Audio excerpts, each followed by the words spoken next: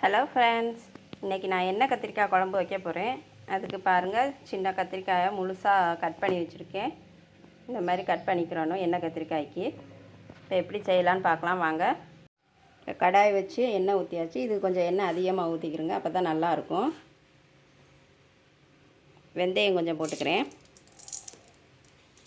வெந்தயம் கொஞ்சம் பொரிஞ்சதும் ஜீரகம்,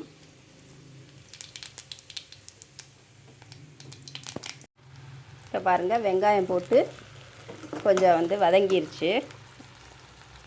இப்போ இதில் தக்காளி போட்டுக்குவோம். பச்சை மிளகா 4 போடுறேன். இது காரம் இருக்காது இந்த பச்சை மிளகா, அதனால் 4 பச்சை மிளகா போட்டுக்கிறேன். காரத்துக்கு ஏற்ற மாதிரி நீங்கள் போட்டுக்கிறங்க.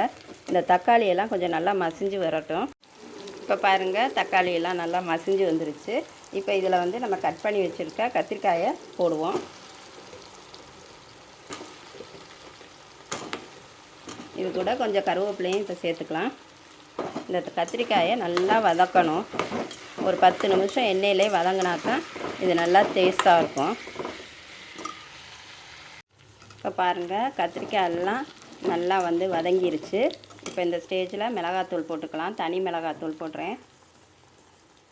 2 ஸ்பூன் போடுறேன். காரத்துக்கு ஏற்ற மாதிரி போட்டுக்கிறேங்க. இதை போட்டு இதை நல்லா எண்ணெயிலே வதக்கணும்.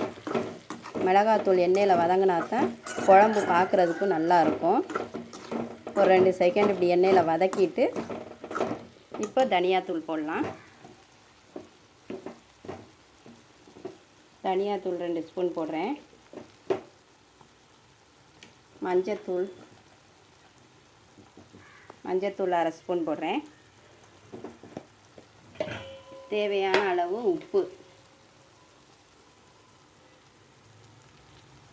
இப்போ புளி கரைச்சி வச்சுருக்கேன். இந்த புளியை இதில் சேர்த்துக்கலாம்.